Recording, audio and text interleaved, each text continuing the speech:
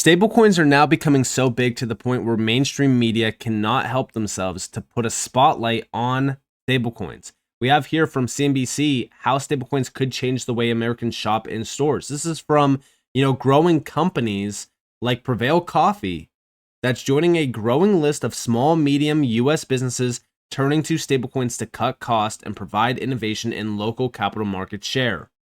When we think about this, right, this is exactly what crypto was made for, to cut costs, to make sure that, we can see the efficiencies of this technology in real time. These companies are doing this with stablecoins, which is essentially the same thing, right? A lot of people always say, oh, well, it's stablecoin, so the networks don't matter. It's not going to be good for the space. Any network that these stablecoins are moving over is going to significantly impact the value of the underlying gas token, because the gas token is utilized to settle those transactions anyways on that network. So when we are looking at stablecoins and stablecoin adoption, it's heating up. It's heating up in a big way, and this is very exciting. It feels as if we're at that point where stablecoins are becoming the social media, that big thing, if you will, for like the internet, right? Like social media for the internet was massive. In fact, it created that mass adoption layer. It brought in so many new users, and from that point on, it just continued to grow. And with crypto, I feel like stablecoins could be that social media thing where stablecoins bring in so many big users, and the users aren't retail, by the way. Like, these are enterprise companies, institutional players, even SMEs, and all of that's going to lead to retail essentially being onboarded, and mass adoption is going to just accelerate from that point on. This is very exciting to see, especially at a time where, if we're looking at other mainstream media outlets like Bloomberg, and I know that I'm not subscribed, so you can't really see this, but this is stablecoins make banking narrower. Like, we are now witnessing these major outlets talking about stablecoins in a big way, and how they are essentially, making businesses operate more efficiently, changing the way that banking works, changing the way that finance itself works. Like, this is a huge moment. And then also, the UK Central Bank, Bank of England, their governor said that stablecoins could reduce reliance on banks. And hey, no kidding, right? Why would I want to utilize a bank when I can send stablecoin transactions across the world at a fraction of a penny, no matter the amount? So again, stablecoins are hitting the big leagues, and they just surpassed over $300 billion plus. Here we have from Cointelegraph update: total stablecoin market cap surpasses $300 billion. By the way, this is a change of almost $5.5 billion in just the last 7 days. It's crazy to witness this amount of growth. Again, stablecoins are experiencing that big boom moment. And this is going to be very, very bullish for those underlying networks, like, of course, even XRP, Hedera, Algorand, Stellar, you name it. And talking more so about the top stablecoins in this market, we're over $300 and almost $12 billion. I know that RWA.XYZ is kind of behind on this, but $312 billion is a massive, massive amount of money to be tied back to stablecoins. Think about, what has happened in just the last year, right? Like, looking at the value of stablecoins on chain. I just want to go back real quick to, let's go and look at 2024, right? Because from the beginning of 2024, we were at roughly about $129 billion for stablecoins. We are now over $291 billion, technically $300 billion, because again, we know that we're at $300 billion. But it's crazy to see that amount of growth in just almost a whole year and a half. When it comes to the monthly transfer volume as well, though, I mean, guys, we have been hovering around $3+ trillion for quite some time. This transfer volume isn't at the point where it's at all-time highs, but we're getting very close to it, right? Looking at the monthly transfer volume real quick on the monthly, September, which was pretty much a down month, almost $3.2 trillion. The month prior was 3.5 trillion. Month prior to that, almost 2 trillion. These are very boring months, by the way, for crypto. Not a lot of people are participating in the crypto market ecosystem around that time. So the fact that we are recording this amount of monthly transfer volume just shows us how big this space is becoming for stablecoins. And then also looking at the yearly, we're over 25.5, almost $25.6 trillion for the year. Back in 2024, we hit 27 point almost 4 trillion. And I would argue that the biggest moment in this market cycle has yet to hit, which is, of course, alt season. Now, if we're addressing this, we also have to talk about XRP, because XRP has been growing significantly around RWA value, but also stablecoins. Stablecoin market cap up 39+% in the last 30 days.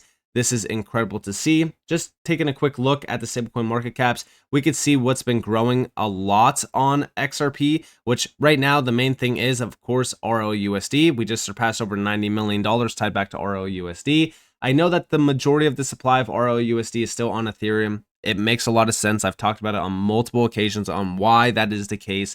Ethereum is the most liquid network for stablecoin initiatives. So again, we're going to see a lot of stablecoins launching on Ethereum in the beginning phase of this. And then we'll start to see these other networks growing in a big way. But taking a quick look at RLUSD, we're up about 11.2% in the last 30 days, over $789 million worth of RLUSD out there. And then also monthly transfer volume. This is the biggest one, right? Up about 53+% in the last 30 days, almost $5 billion tied back to RLUSD. This is very, very exciting to see. This is telling us that RLUSD is getting adopted in a big, big way. Now, one thing that I recently saw on my X timeline was Monica Long, the president of Ripple. She put out this post, and it was regarding stablecoins. Stablecoin payments are all over banks and payment companies' earnings calls and crypto Twitter. What gives? Payments is finally getting the full embrace from both TradFi and DeFi as a killer use case for blockchain. Trend number 1, stablecoin flurry. Do we need 100 USD stablecoins? Many lack a clear use case and appear driven by FOMO. Reminds me of the NFT fever of 2020 into 2021. Some have real use cases like interbank payments or customer loyalty. For some issuers, managing their own reserves or owning the brand may, be important. For others, issuing their own stablecoin isn't worth the burden of managing the asset, regulatory compliance, and building liquidity and distribution. It's an expensive undertaking. Trend number 2, stablecoin payment network pop-ups, some with brand name partners. Don't be fooled. Before you sign on, ask how onboarding, fees, and reconciliation work. If the network provider is unlicensed, they've daisy-chained partners together, so you still have the headaches of correspondent banking, but hey, on a blockchain. Trend number 3, build your own blockchain. True, payments require certain features and functionality, but there are public layer 1 and layer 2 chains that serve payments, well, like XRP Ledger. For new chains to succeed, they'll require major capital investment and years of heavy lifting to achieve decentralization, build sufficient liquidity, and develop the infrastructure to work for payments. And yeah, listen, when we think about what's happening here, the problem with stablecoins is that we already have working stablecoins. We already have a stablecoin in front of us, RLUSD, for example, that is fully transparent, that has fully, a full backing of everything you possibly need when it comes to payments or payment use cases. We're starting to see more and more of these players launch these stablecoin initiatives or launch stablecoins or build out these networks with stablecoins. But just like Monica Long is saying here, we have all of these network providers that are unlicensed. They have all of these partners that they've, added together. But again, what problem is this solving? It's just a big headache on chain.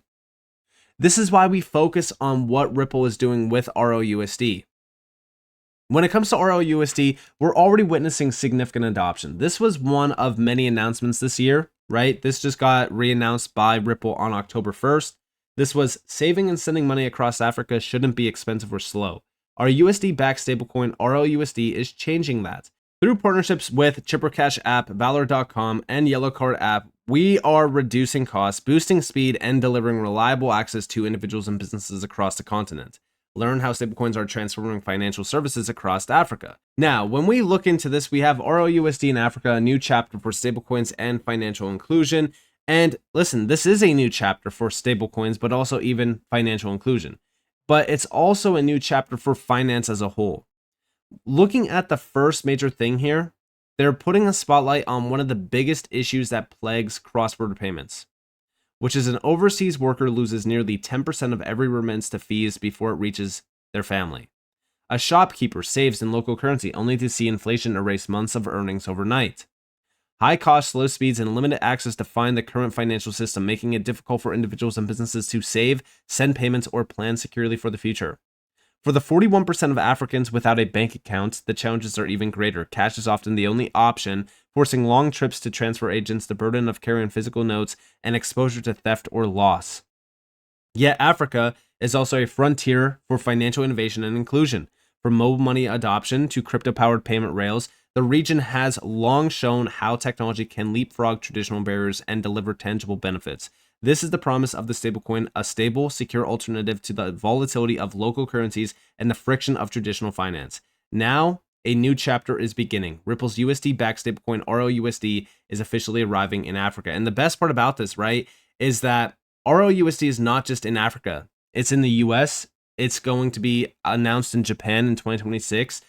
RLUSD is starting to really get adopted globally. And it's essentially, in my opinion, going to grow rapidly during that time as well. It's going to be launching into probably the top 5. If not, it's probably going to move up into like the top 3 stablecoins, simply because of the adoption heating up around RLUSD.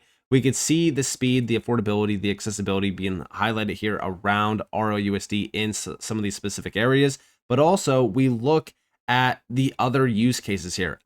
We look at the FX market, for an example, right? Like they even say like foreign exchange shortages and inflation pose even greater challenges because, again, the FX market is being disrupted by stablecoins. Almost every single financial market that you can think of is going to be disrupted by stablecoins. Stablecoins are the biggest thing right now around crypto. And when it comes to some of these companies like Ripple, you know, they've really put a big, they've put so much work into some of these initiatives. RLUSD, you know, I remember when it first got announced, everyone was so concerned about RLUSD, about how it's going to replace XRP and kill XRP. But think about what a stablecoin actually is and think about the use cases that a stablecoin, you know, enables. I think as more and more adoption happens around RLUSD and the more liquidity tied back to RLUSD, the larger the use cases we can target, aka the FX market, right? $7.5 trillion per day. We've talked about it on multiple occasions. That's a use case that we could target. Cross-border payments. All of a sudden, high value payments start to become a focus in the cross-border payment market because, again, you have a highly liquid stablecoin. Institutional DeFi initiatives. All of these use cases can now be targeted and they can be living on the XRP ledger.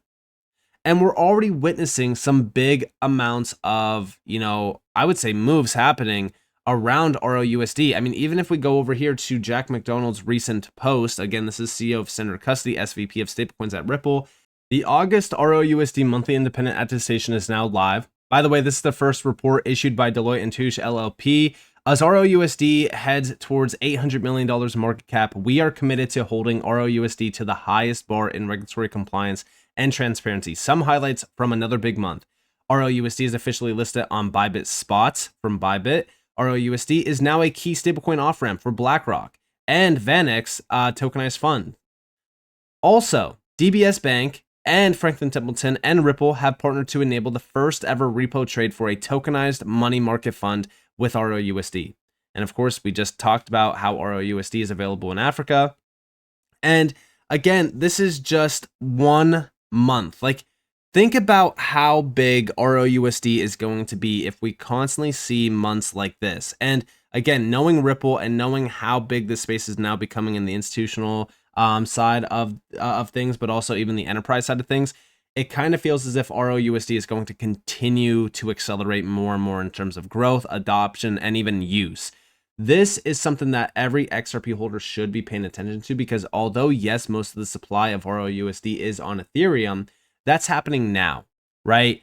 Those bottlenecks around Ethereum will start to hit big once we start to see more and more of these stablecoin use cases heating up, like, for an example, payments at scale. And that's what's going to drive so much more adoption of these underlying networks like XRP, for an example.